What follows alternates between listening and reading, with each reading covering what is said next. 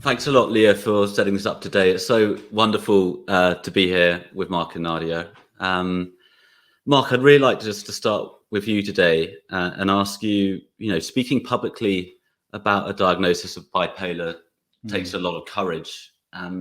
What was the main reason for why you decided to do it? Well, I mean, we run a lot of social media platforms, and one big aspect of that, including our podcast, which I think you've listened to, and one big aspect of that is that we've had a sort of ongoing dialogue with a lot of our community, if you like, followers community. We have a very strong community, and mental health issues and themes of mental health have been have been threaded throughout that, sort of from the get-go, in a sense. I'm also a recovering alcoholic addict of 18 years now, and so that journey 18 years sober. and that journey has we very much sort of charted parts, obviously not huge parts of that journey, because most of it happened before we jumped onto social media and what have you, but we've talked extensively about that. And for me, I'm sure we'll move on to this. And depression before. And depression before that. But for me, I think one of the sort of real drivers for talking about bipolar, and it's something that I'm still very interested in, is that sort of convergence, if you like, between mental health issues, bipolar, ADHD, whatever it is, and alcoholism and addiction too. So it kind of made sense. All these things kind of fed into each other and made a lot of sense.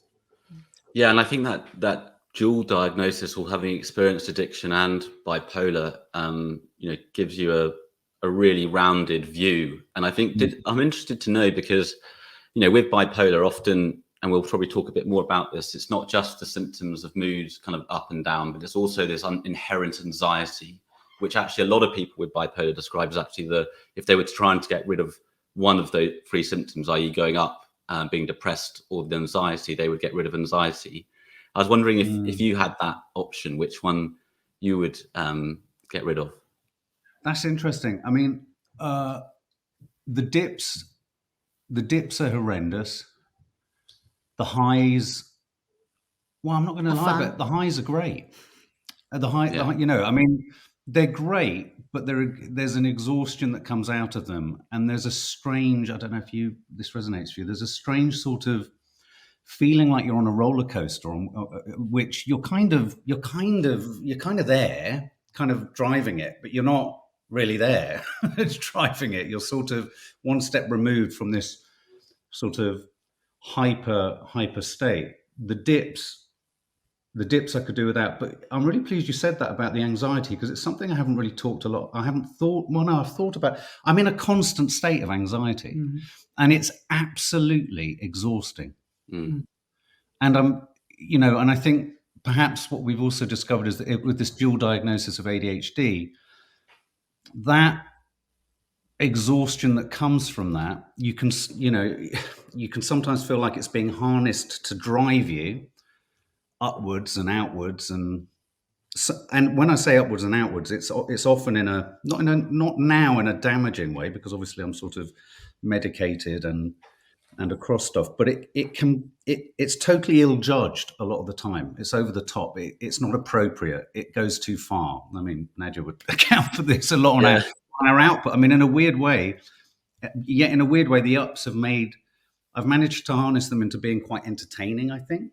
And then I hide behind that part of, when we're not on the channel or doing stuff, that other side of me I hide, although sometimes I'll then talk about it as a subject. But the anxiety, it's like one string on a violin that's constantly going all the time.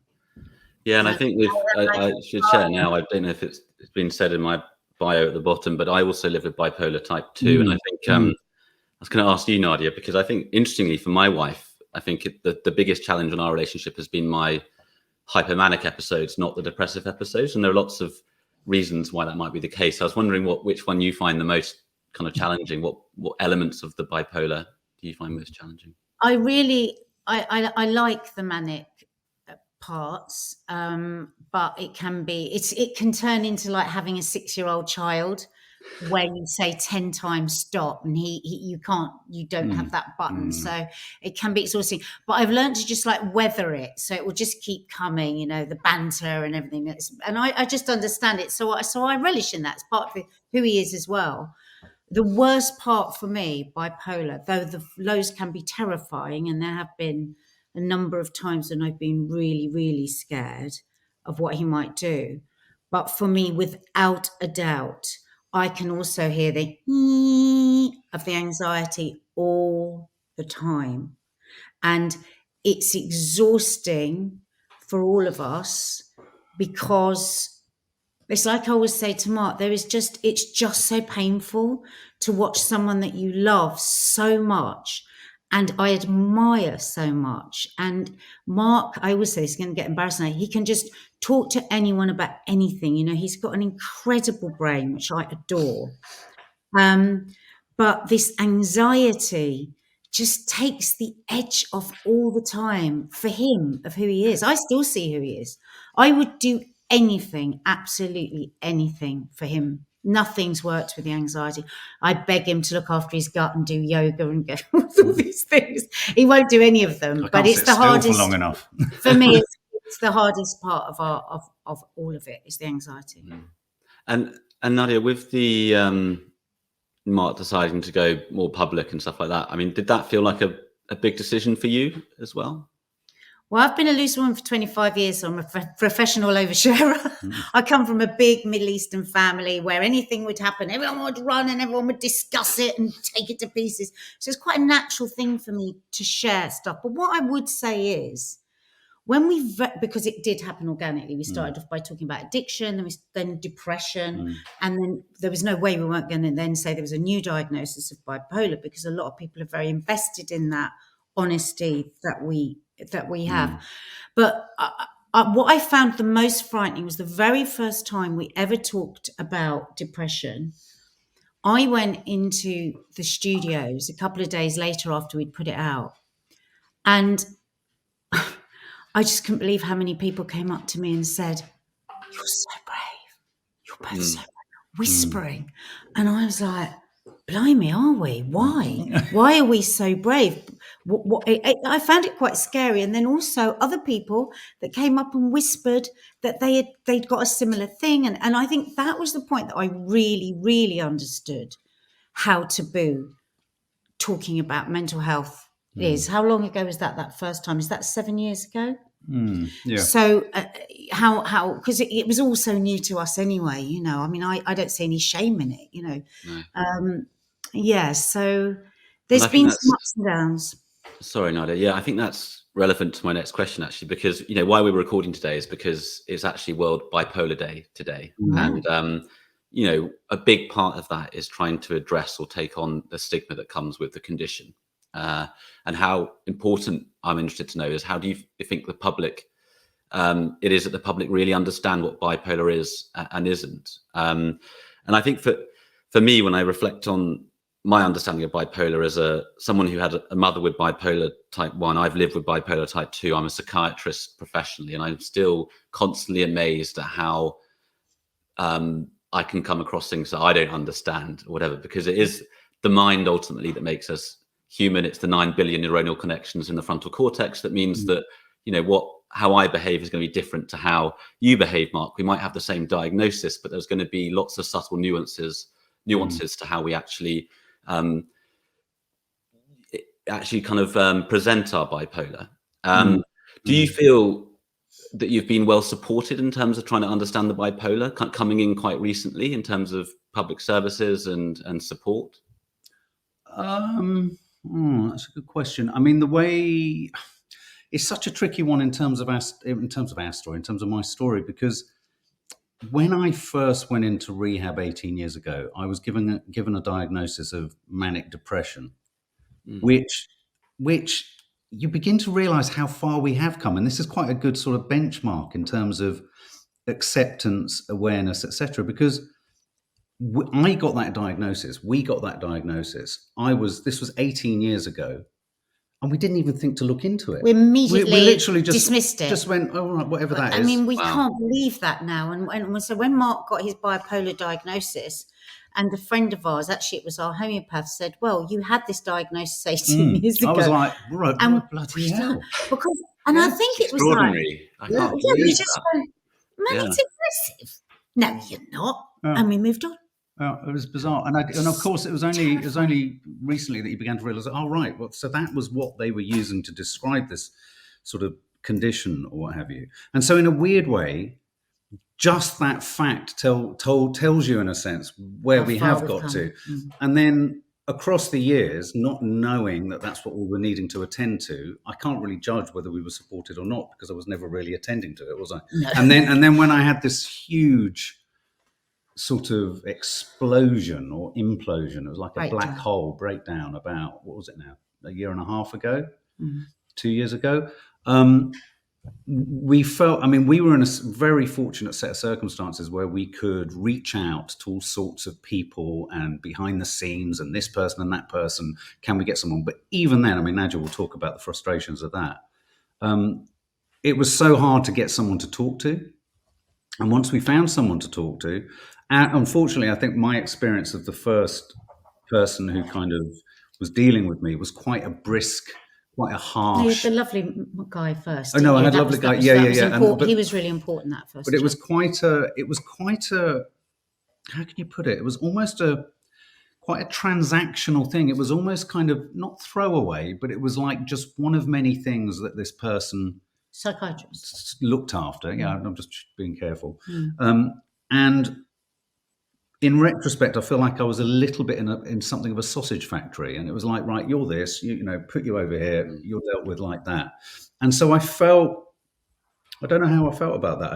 I don't know. I just felt sort of slightly not overlooked, but uncared for in a way. I didn't feel, I didn't, you know, I felt like I've been given this huge kind of tag, label, total comprehension of what had been going on in all of my life, because so many things started to fall into place. And so it was absolutely a transformational moment in so many ways. And yet I felt I was sort of like just then cut adrift, sort of floating around, trying to kind of contend with this diagnosis. But this was, you know, this was all happening in lockdown. We've come out of a very curious time. Yeah. You know, where. And Nadia, because I've listened to your podcast, and I remember you speaking very passionately about how hard it was to access care when Mark was in crisis. Anything you want to say today about that? Because I found it very shameful as a professional in the NHS that's what it is, but that sadly is the truth. Please do say a bit about it. Well, I just felt it was it was terrifying. And actually I was thinking the other day when you had that, it must have been another massive down when you came back from the North Pole, and it was a similar thing. Me just on the phone, just ringing everybody and not being able to get you seen by anyone. Mark, suddenly, it was about a year and a half, 2 years ago, wasn't it? By the way, when she said North Pole, she didn't mean the North Pole. He was in the North Pole. Just on that, can I just say, isn't it weird that it was a polar expedition? Bipolar. Oh, God. Isn't that weird? Anyway. Yeah, but anyway, so I'd had something similar years before and actually didn't manage to get to speak to anyone, and you passed through it and we got on with it. But so this breakdown that Mark had was very frightening. I'll never forget it. We were just sitting, I was chatting to my daughters here, and no matter how bad Mark feels, whether it's with anxiety or depression or whatever, he would always lift for the girls. And my daughter was saying something quite important, and I looked over at Mark and he just wasn't there. And then suddenly he ran upstairs, and I was, oh my God, I just felt something had really shifted. It was petrifying. You didn't really come out of that room for days after that, did you? Anyway, long story short, I tried everything. What frightens me is I had a checkbook open and I couldn't get him seen anywhere. Anywhere. And also when I was ringing people, there was no sympathy. I'm talking about whether it was NHS or whether it was a very expensive psychiatrist. And if there are psychiatrists listening here today, please just get the people that first talked to you on the phone. They weren't rude, they weren't horrible, but just a little bit of something. Because I remember I was walking up and down outside the house because I didn't want the kids to hear. I was petrified. I thought he might do something awful. And it was just like, oh no, sorry, not.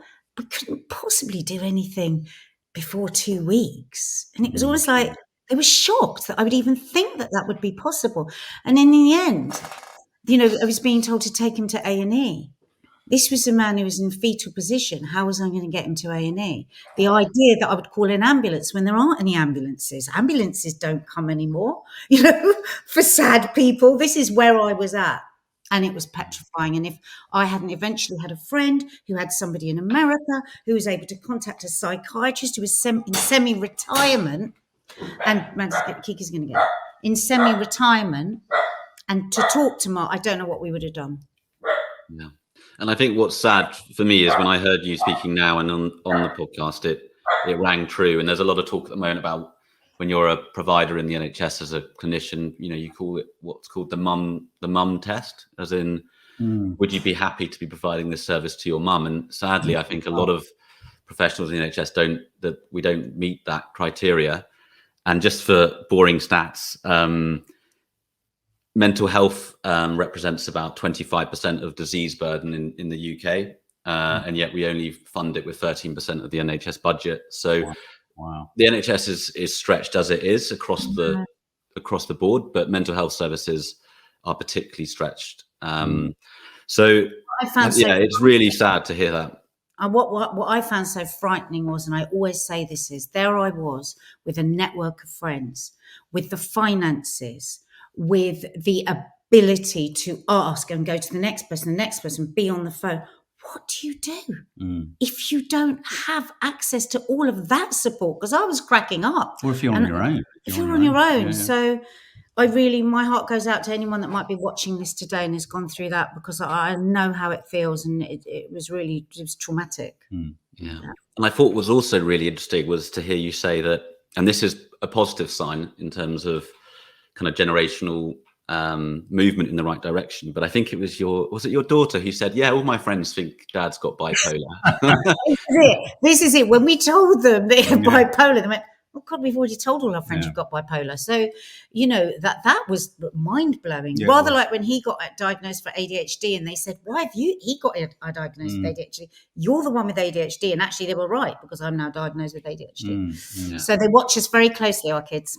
Yeah. And I think, that is the frustrating thing. If we actually look at the incidence of mental health problems across the population, again, give you some stats, but 1 in 4 of us will experience a significant episode at some point in our lives. And actually that means it's highly unlikely that at some point in your life, a loved one who's close to you doesn't go through this psychological distress and pain. And yet society there's still so much stigma. And that's what frustrates me. I just wanted to say this because I'm interested to know what you think. But I think you, Nadia and Mark, are the exception, and potentially I am as well. Like, we feel the compulsion and the desire to go out there and actually use our experience to help others. Now, that's a wonderful thing, but actually we can't judge people who don't feel like that. And also, I think the thing that I'm most interested to know what you think about this, but I sometimes think this, that really it is so severe when someone is in kind of a serious depressive episode, or they're manic or whatever, that it's such a scary entity that there's a lot of fear, and people can't really go there. And that's another reason why it's not spoken about very much. But I don't know, do you feel like I always give the example, for example, my grandfather was married to, my granddad was an alcoholic, lots of depression, probably had bipolar, but not diagnosed. My mum had bipolar, lucky to be alive. I have bipolar. And yet my grandfather just cannot go there. He's stiff upper lip, in his 90s. And that doesn't mean that I've come to not judge that. I think it's just trying to accept that we are different. So does any of that resonate with you? Some people who just can't get it? Totally. And it really does shock me sometimes, the people that don't. But then when I think back to how little we knew, would we be one of those people? We've been forced into, I mean, just our lack of understanding of addiction. I mean, we didn't have even available to us self-medicating. I mean, I remember when you first went into rehab and they talked about self-medicating, we were just like, what are they talking about? So it's been a massive learning curve for us, and we are so engaged in it, especially when you have children and, you know, these things can be passed on. But it never ceases to amaze me how many close member families just aren't the least bit interested.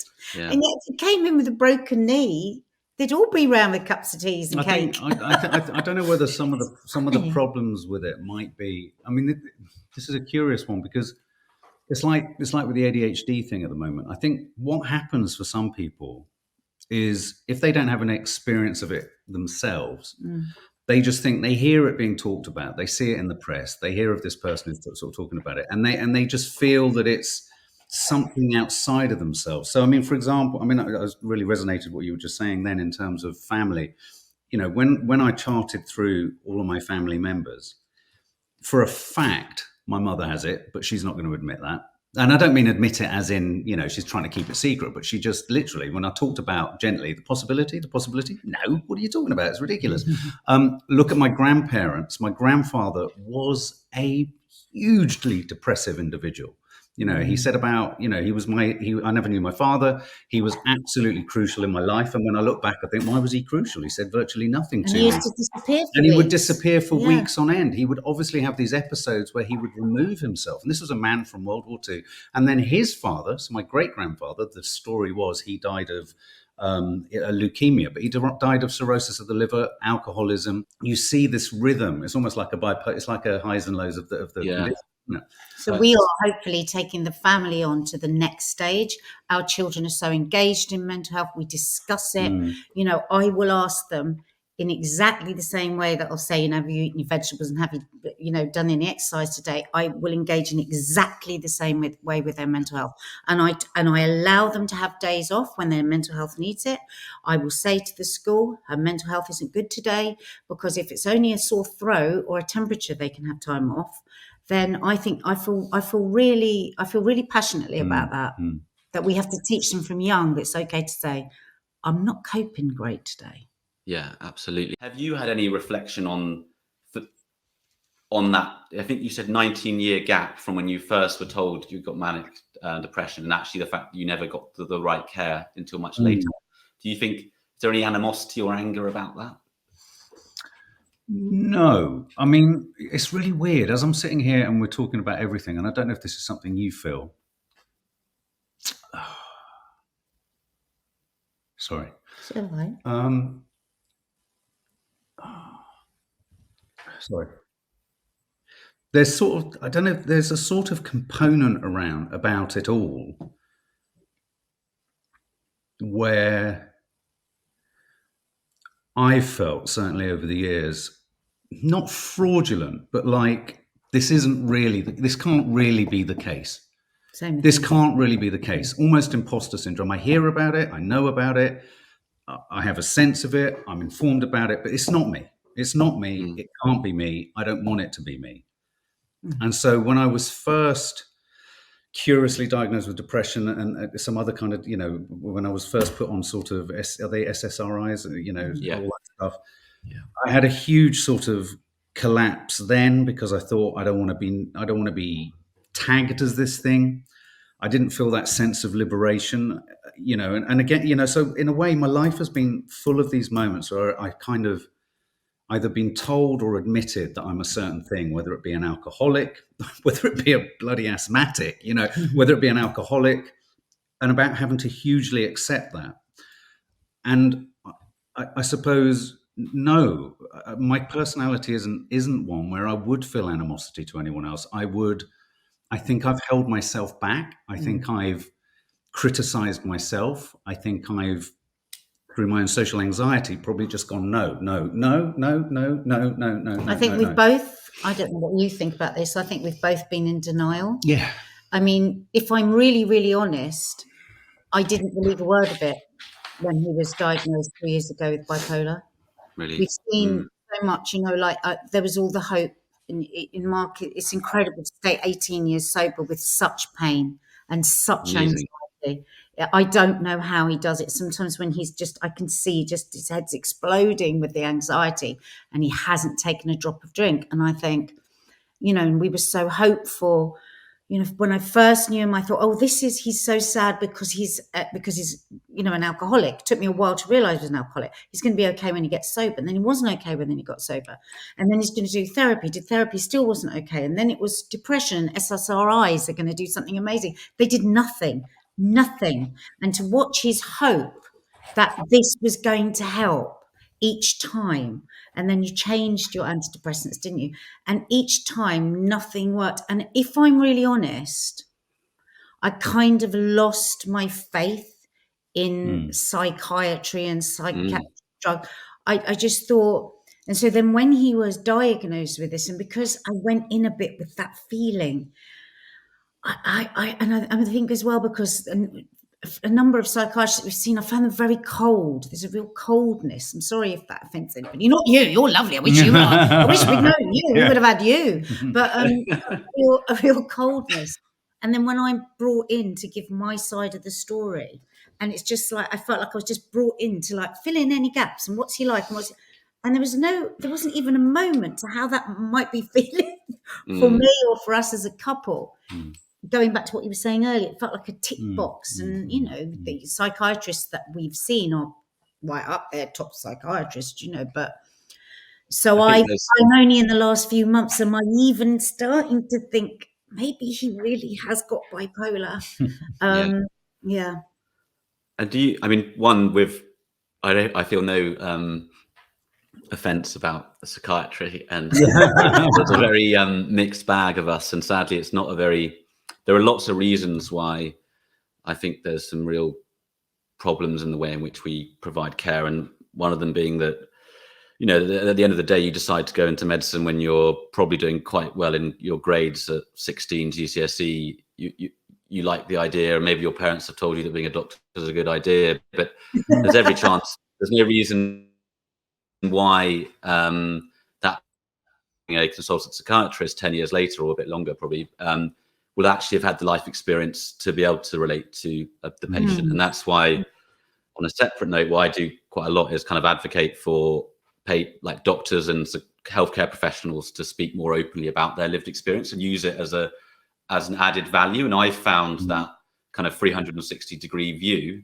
really valuable, because I can relate more to someone else who's been through a depressive episode, because obviously it was different, but I felt some of those same things. And I think with that in mind, I do think the way in which we experience some of these symptoms especially around depression, actually, I was hoping to talk about, because I thought you made a reference to, which I thought was beautiful. And actually, that's one thing from the podcast that I thought really rung through, was that somehow, and I don't, both of you had, from my point of view, I've done a lot of reading in terms of layman stuff and just my own kind of medical stuff, but actually trying to communicate some of these symptoms and the actual experience is really difficult. The language to find is really difficult. And at times you captured some of the symptoms I felt in a way that I've never had.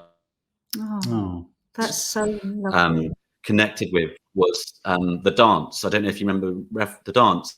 It's about trying to get out of bed, because there's always this tipping point, isn't there? Is that actually, if you put too much pressure on the person who's ill, are they going to hate themselves more?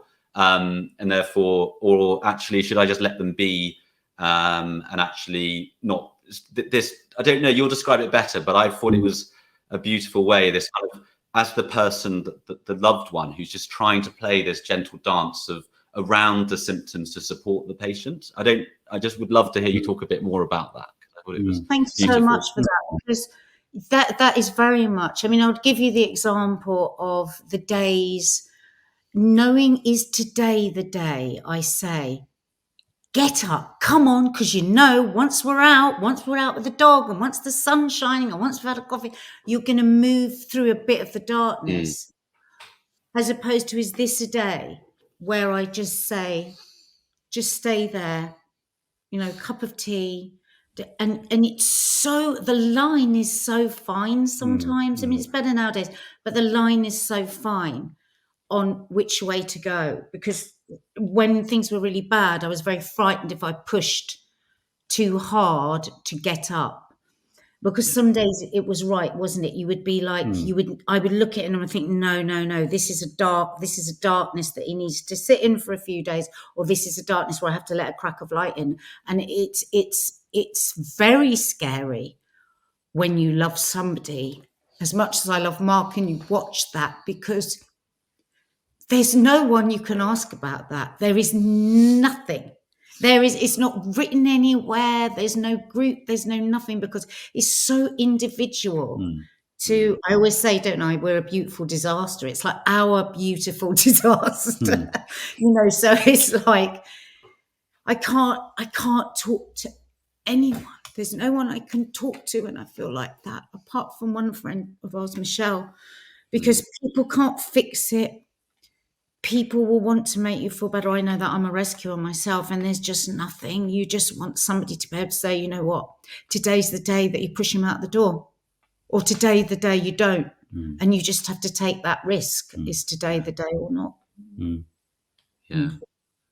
No, I mean, I from the perspective of being, I mean, the weird thing is, I don't know if you find the same thing, but with medication, only day before yesterday, I felt I felt like I felt in that down place, but not as far down as I could feel like there was almost helium balloons pulling me up slightly from from the depth that I was going to be at. But one of the things I do remember around that time, and I do remember you describing it like a dance, was just this sense of a desire to lift me up almost, and sort of operate me like a puppet, to get him out, sort of, and get him to do stuff. But I just, it wasn't a choice. It wasn't. That's the weirdest part of it for me. There's no choice in it. And I think you going back to what you said about there is no language. This is a non-linguistic thing that's going on. And, we all look at each other's behavior and everything we do in life, and we think, you've chosen to do that. You've made that choice from a number of choices, and you've chosen to do that. This is like just a void, like an orb of kind of, that you're in, and it's just, you're floating and you're falling. And you may at some point feel you can come out, and then of course you're in a sort of more positive place. But I mean, the amount of times I've sat in situations and felt literally like my brain is fizzing, literally like I'm above the table, knowing that I'm disassociating, knowing that I'm absent. And I can there's no almost, choice. There's no choice. This might sound weird, but I can almost smell it. It's like his face changes colour. Like there could be loads going on, and I'll just see him it's just like a shadow goes over him. And then he cannot, like the most recent one, just cannot move.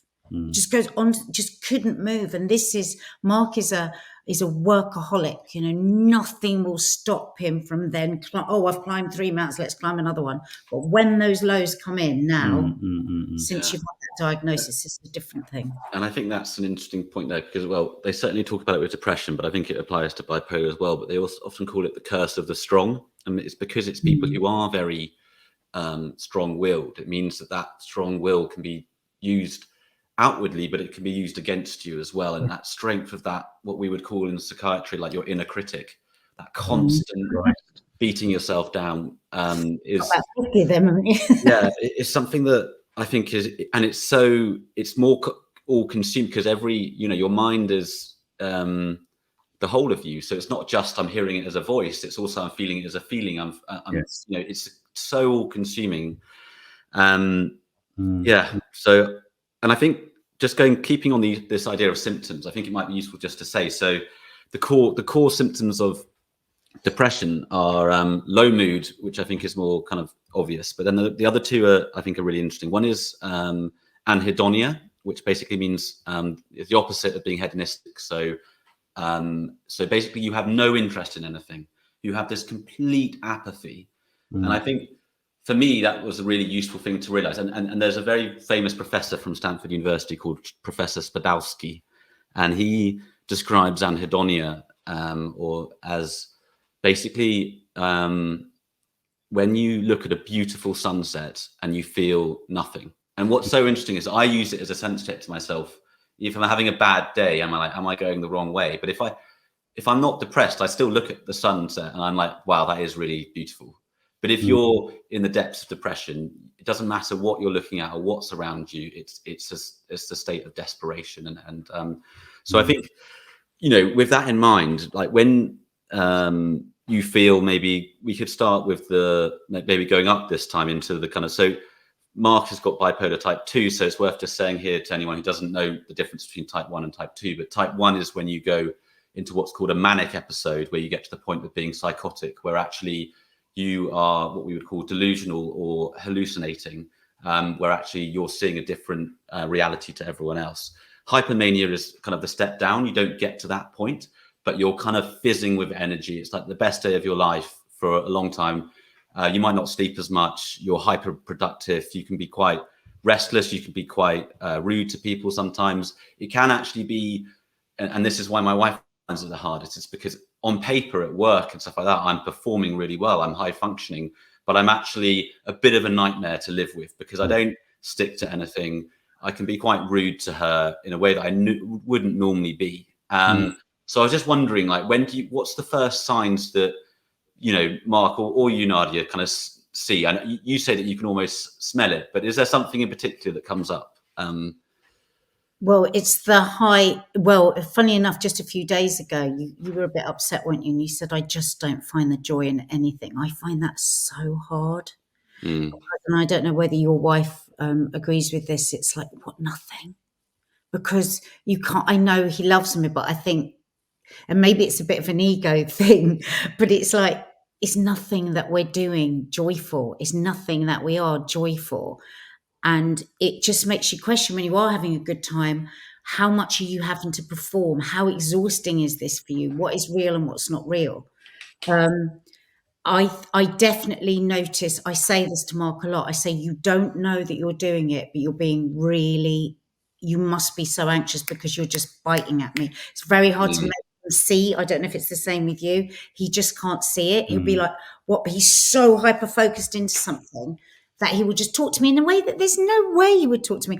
I've often said, again, my wife might like this. I've often said, I'd like to put cameras everywhere because I know if you saw it, you would hate it. You are totally unaware of it. I really know that. That's why I don't end up hating him. Hate him for moments. I don't keep it going because I know he doesn't really know what he's doing. But it's almost like he needs that camera to see. He needs it on film to see. Yeah. I mean,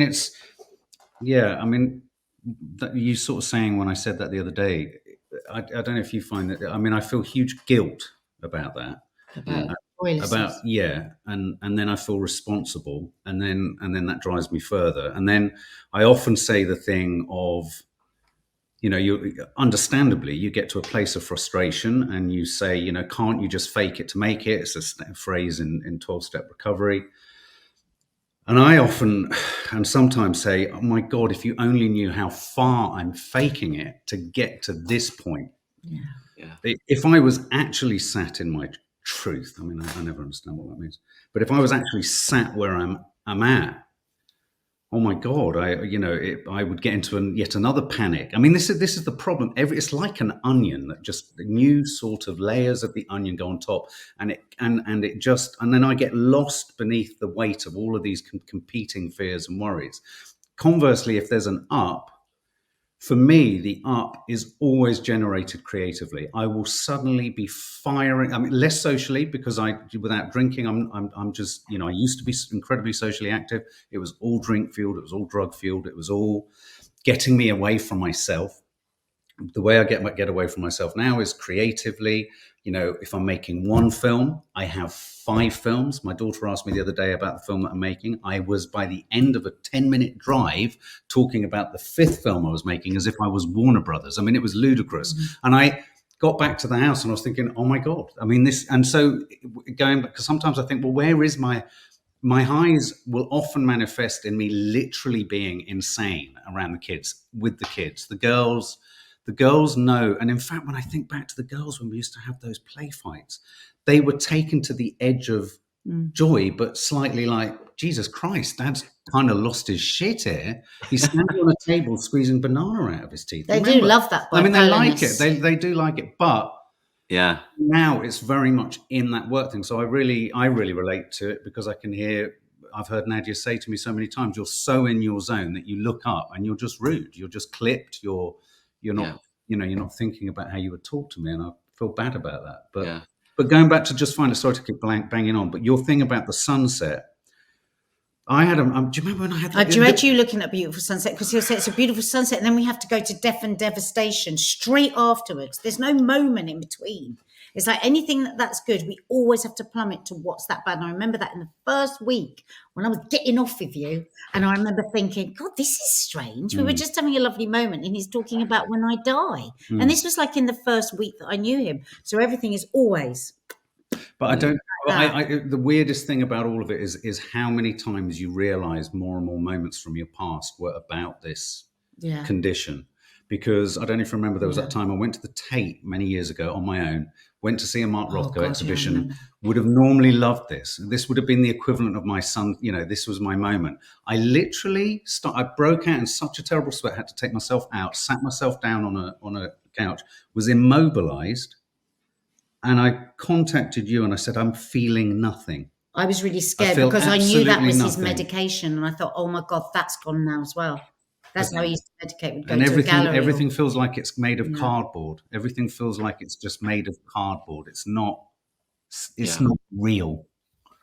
Yeah, I can definitely relate to that. And I think, you used the words, dissociated, but it's so hard to feel anything and to feel, and you're just, I think for me, it's so often you're just so in your head that you're so out of the moment. You're just constantly in your head. And I also find, I don't know, I'm interested to know whether this happens for you, Mark, but I find even if there is, most people who experience depression have kind of cycles in terms of a normal 24-hour window. So some people will have early waking in the morning, for example, or some people will have hypersomnia where they sleep too much. I tend to have that. I just don't want to get out of bed.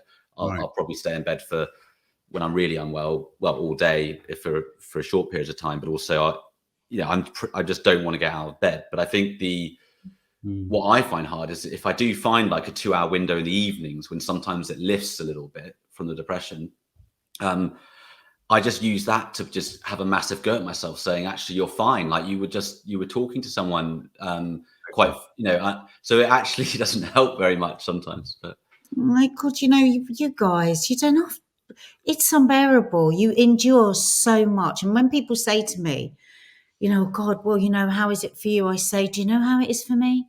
I'm just so grateful that I don't have that. That's why. And because I love him and listening to you, it's so similar to Mark, which is just fascinating to me. I've never spoken to anyone else with bipolar 2. This is my first conversation with somebody else. So I'm fascinated by this.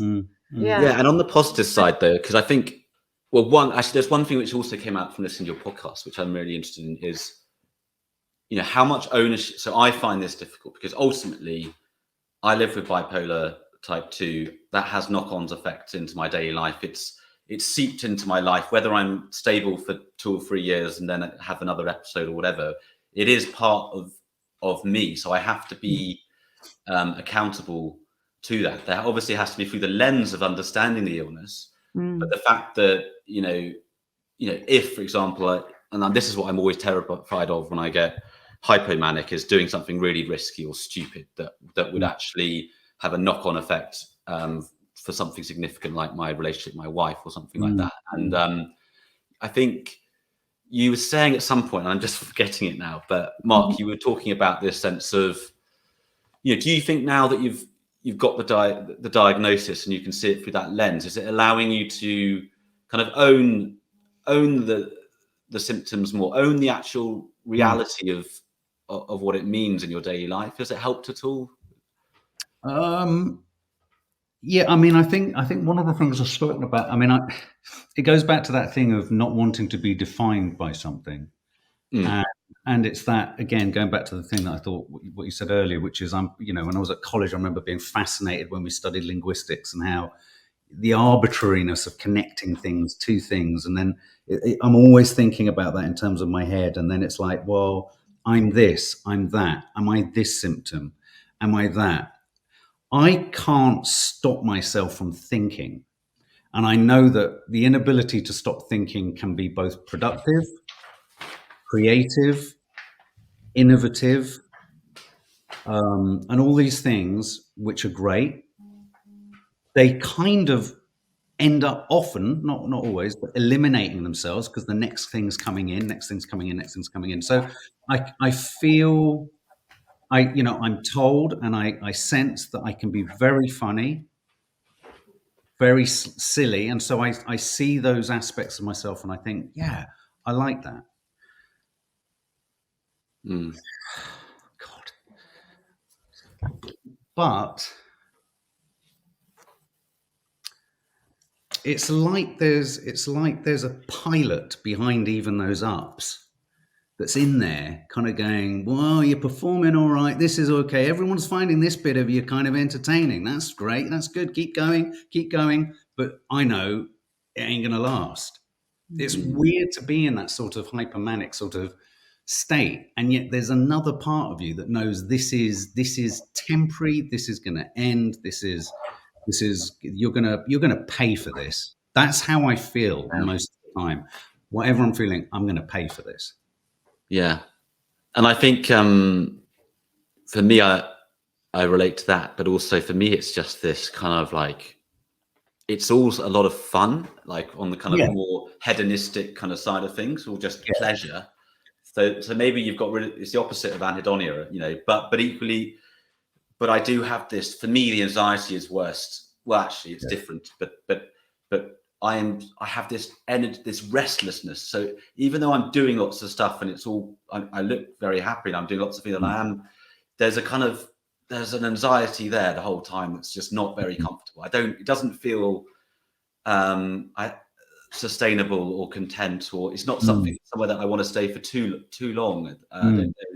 But yeah, restlessness for me is the one thing I would just say. The one thing I love about, and I think if we're trying to get to a place where there's something, it's like the liberation of calling yourself an alcoholic. For me, at the moment I did that, I said I was powerless, and I had to kind of, and I was like, okay, great, this is it. What more can I say? I am this. I'm a recovering addict, alcoholic.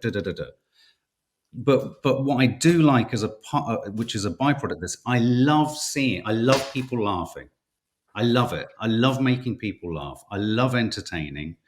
I mean, we've always joked that Nadia is a presenter, actress, and she's a fabulous producer, which people don't really know too much. I'm a director, producer, and I should have, for God's sake, been on the stage, kind of just doing ridiculous, stupid stuff. But that side of it, I absolutely love it. And that pilot that I say kind of knows we're heading into clouds all the time, regardless of this.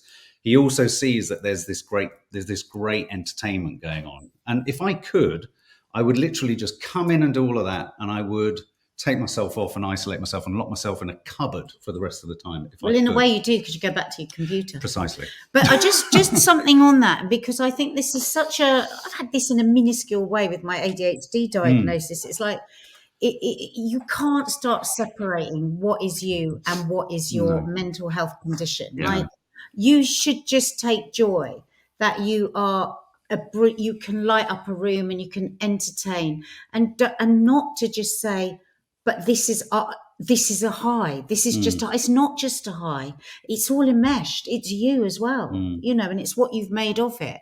And that's been the best thing for me around the understanding of, I've still got so much I've got to learn about bipolar 2. It's like, I never say anything now when he's got that high, because before I knew, sometimes when it was annoying, I was like, why do you have to do this? Why do you have to be so annoying? Why can't you just sit down? And I just go, oh, wow, this is one of the waves of his character and his mental, was all of our characters are mental health, aren't they? I mean, it's just our brains, and I love those parts of your brain, Yeah. I don't know if you find this, sorry to interrupt, do you find this, the more it's a little bit like I'm sorry to keep going on about addiction, but I am fascinated about the conflation. Connected. Well, it's just that I definitely used alcohol as a way to kind of, when I look back, it's like that. It's like a sea of highs and lows. But the frequency of those, as I look back, get more and more. I'm looking at the logo of Bipolar. I'm literally, as I look back, I see more and more of that as I go back. And I was just thinking just then, literally, the thought came into my head of an ex-partner who I sort of bemoan the fact these days of saying, oh, they were always trying to kind of dampen my fire and they were always kind of finding me a bit too much. And I was thinking, well, I was probably just too much. I mean, there's me standing there going, oh, she didn't want me to be fun. Well, maybe you were just a nightmare. It is useful. I mean, I think, what I've done some reflective practice and really tried to chart my mood. There's a line again, isn't there, about not wanting to overindulge the kind of this, but there is some useful stuff one can do just to really kind of put it in context, over the last 10 or 20 years. And I do think, that creative element, I think it's worth just referencing here, Kay Redfield Jameson, who did one of the keynote speeches for Bipolar UK last year, but she did this wonderful research where she looked at the top 200 or so 19th century poets and writers from the UK and Ireland. And she did a kind of case history on all of them and tried to find out the incidence of bipolar within that community. Yeah. And it was tenfold that of the general population. So that creativity, that perspective, that thing of being really low and know what it feels like to be the most shittest little thing on the floor ever, the scum of the earth, and the most unconfident person, but also knowing what it's like to be the most arrogant person. When you're in the middle, you can really tap into those and you can be very empathetic, very understanding of other people. So there's huge value. I do take medication. I am on medication for bipolar and ADHD. I mean, that's been a very tricky balancing act, which they've really tried to. There's all sorts of kind of diminishing returns versus up, down, up, down, up, down. I have done therapy in the past. I'm not doing therapy at the moment. I have done CBT. When I've done it, it has helped. I haven't done CBT since the diagnosis. I'd like that for Christmas, him to start CBT, because from the outsider looking in, with all the therapies done, the most beneficial to me was CBT.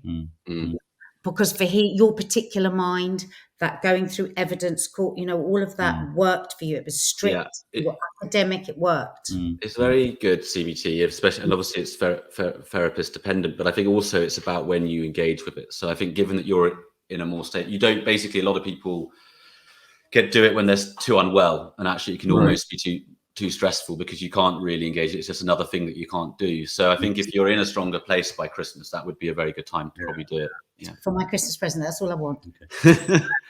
I mean, exercise I use. I mean, I like Nadia. I mean, I go on at the girls. I mean, it seems so sort of simplistic, but for me, exercise virtually 4 or 5 days a week is really key to literally get me out of my own head in some capacity and to just fire up the synapses. So that, I do that. I mean, I'm very lucky in that Nadia is a great cook and she's always looking out for kind of dietary stuff. So, I mean, the other thing is that I feel incredibly held and I feel incredibly blessed and I have huge gratitude for that.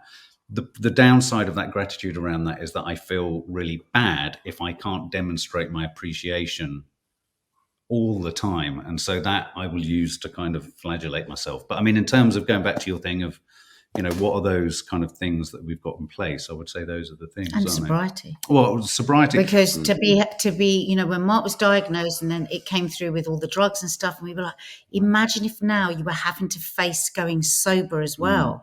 Because obviously the drugs and meds and the meds and the booze doesn't work together.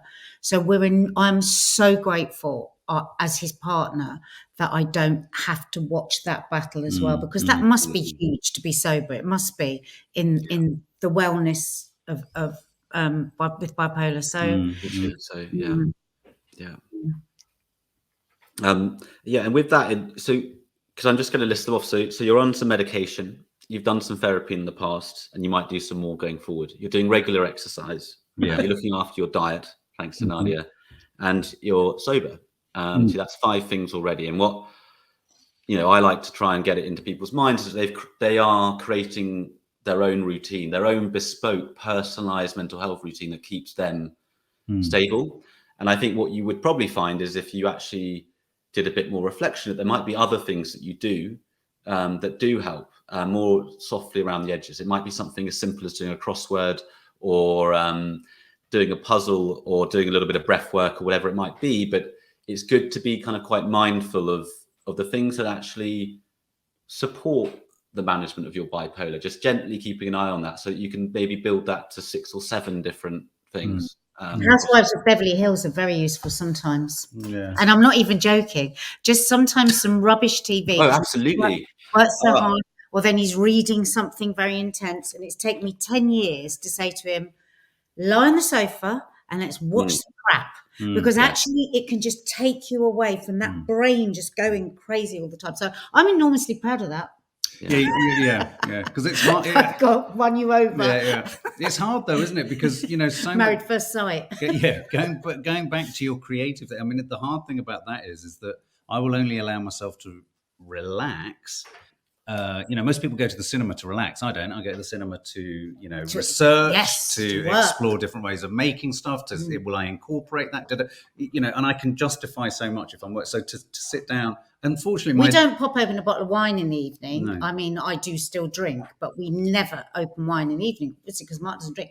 But our way of just emptying out is to watch rubbish TV. And it has taken me 10 years. You've been 15 years to get you there, and you now do. It's the only time you're actually not in your head. Yeah, exactly. Yeah. I mean, my go-to is just watching a few episodes of Friends, for example, or exactly. And actually, you can also do it in a more kind of specific way. And over Christmas, I was feeling a little bit stressed for lots of reasons, and I just decided to read my favorite Harry Potter book. And I just felt so much better for that. Sometimes Disney helps. So I think it is. Walt Disney films, Yeah. So I think, and there's also I think there's a difference also potentially to listening or watching something that you've watched before, because it requires less attention as well and stuff like that. I think we're getting quite close to the end. There's a couple more questions that I'd really like to ask. So what, when actually we've covered that actually. So, so we touched upon, which I still love, the fact that your daughter said, "Yeah, all my friends know your dad's got bipolar." A lovely film. Did it feel? Oh, sorry. Sorry, there's a lovely film. I think it's Polar Bear Dad. Polar Bear Dad, which that's where the girls diagnosed Mark, and it's Mark Ruffalo film. Yeah. And they said, "Oh, this is Daddy." I mean, he's not as extreme. And then for years when they were small, they would call you Polar Bear Daddy. Polar Bear Dad. So it's quite a nice film if anybody has children. Yeah, it really is. It's really, I've never heard of it. I'll have to look it up. I think I remember very vividly when my mum kind of sat me and my twin sister down and kind of tried to give us that first kind of warning shot. Not warning shot, but we'd call that when we work as clinicians, we always try and give a warning shot when we're giving bad news or something like that. But I think did you find that difficult? It sounds like you have a very good relationship with your children. So, not that I didn't have a good relationship with my mother. But was it particularly difficult to tell your children? We are oversharers, and we have a very, very close relationship with our children. Our children were homeschooled for 6.5 years as well. And Mark has always been very, very open. We feel it's far more frightening to a child because they're so perceptive when there's sadness and hushing and whispering. So I will say to them, Daddy's really down, or Daddy, we've changed the language. They've got, Daddy's having a dark moment, They will pick up, like I can, when I say I can almost smell it, they will pick up, especially our eldest daughter. She said, Dad's not okay. And she'll ask him, do you want a hug? She does the dance. She's learnt the dance amazingly, hasn't she? And I'm just so proud of them with their empathy and their understanding and their own ability to talk about their own mental health. in a way, I think that's how the future should be, where we just grow up talking about it like we do our cardiovascular health and our muscle tone and all this stuff. But sometimes I think the thing is we will allow them to see Mark down, but we also include them in the recovery so that it's not frightening. And we've never wanted to do that whispering. No, I think Yeah. Mark, sorry, just before you say, because it's coming to my head, but I get worried because I've got a 2.5-year-old daughter and a 2-week-old baby boy at the moment. Oh, wow, congratulations. lovely. Thank you. But it's something that gets to me in the back of my mind. So I've been very lucky. The last 2.5 years, I've been very stable. I haven't had a bit of hypomania, but nothing big, and I haven't had a depressive episode. And I do really worry about being depressed with my children. I was just wondering if you felt able to say a little bit about what it's felt like for you. And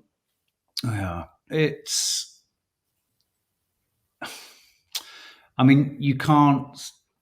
Also, I know it's sort of like old-fashioned kind of cliche. I mean, as a dad, for example, the other day I was upset, I was down. Nadia kind of, I was in my office. Nadia came in. Maddie was aware as well, and so she came in.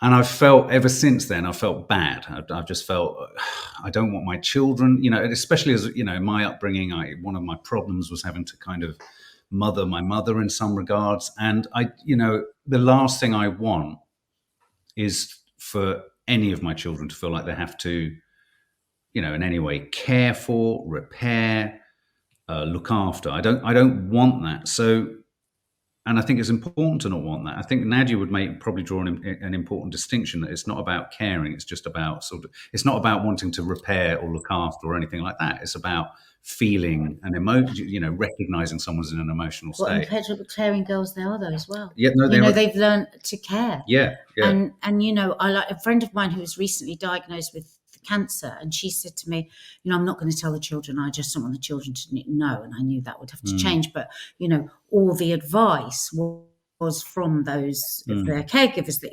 absolutely the children must be told. They could be very cross with you for not telling them and not sharing them. And I don't see the difference personally with mental health, because when you can feel the pain and sadness of somebody that you love right there, you can feel it if you can't talk about that, then that's so much worse. And I really do believe it's part of what's made them incredibly caring human beings. But I do think one of the positive byproducts of all of this, regardless of how one feels and how one would rather not and all that kind of stuff, is that, as we discussed earlier, I remember when I was diagnosed, there was discussion of the inherited aspect, the potential for it to run through families.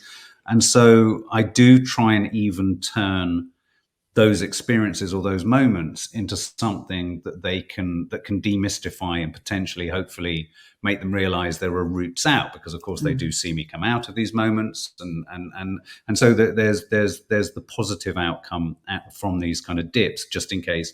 I mean, I've got to tiptoe around this a little bit. I mean, I would say that it's a more awkward situation with my older daughters. I have 2 daughters from a previous relationship, and it's awkward. I think it's more awkward insofar as, without diagnosing or suggesting anything about them, I think there are traits that I can see in myself that I worry about seeing in my older girls, and I think there's a resistance there in them to want to have to acknowledge that, in a sense. So, I see traits all the time in our girls. Yes. But is that because you're looking? Yeah. So you never really know, and I think that can be quite an anxious thing for a parent. Yeah.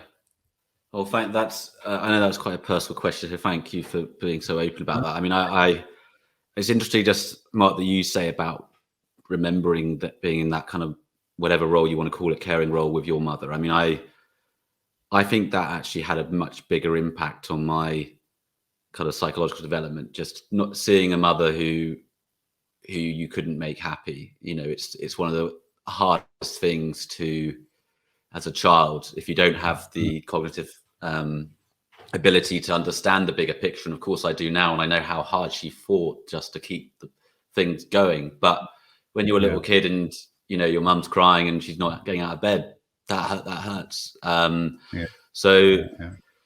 Yeah, I think this intergenerational thing, I think for the bipolar community, I think it's something that will affect lots of people. I think just the last question. So if you could press a button tomorrow, we've touched on some of this already about the pros and cons of bipolar, but you know, if you did have the option and you could just press that button and bipolar never was part of your life and it just never was there, would you press that button?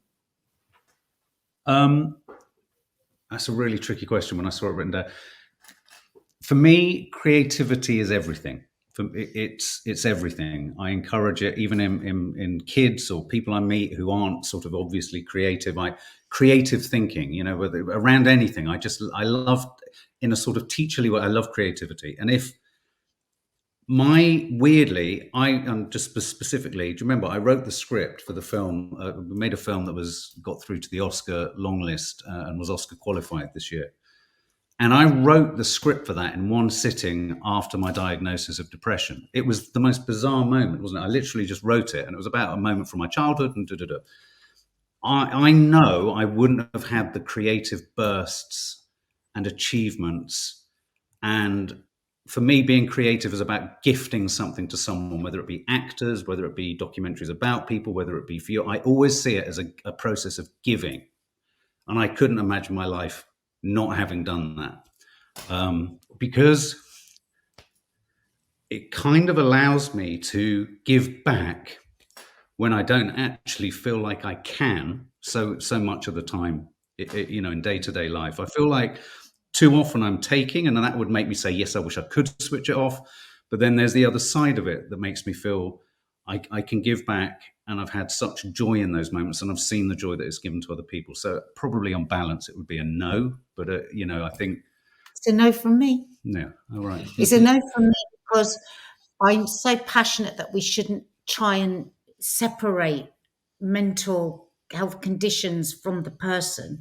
I just think, and we do joke about this beautiful disaster, and I love how twisted up it all is. At the same time, I just wish somebody could do something for the anxiety. That's the thing. That's the thing. And I can't separate bipolar, ADHD, anxiety from you, because I love you, you know, and none of us are perfect. I mean, the final thing I would say on all of that is that it's exhausting. I'm sure you relate to this. It's totally exhausting. And often when I'm in a hypermanic state, and Nadia will sort of say to someone, oh, you don't have to live with them. I mean, my line on that is, you can all leave the room. I can't. You know, it's like I've got to stay with myself, Yeah, that's true. Which is an absolute heavy nightmare. Well, on that note, I mean, it's been such a pleasure, Nadia and Mark, to speak to you both. I hope we get another chance to speak again. And I just wanted to say to your wife dinner. That's what I'm going to do. Yes.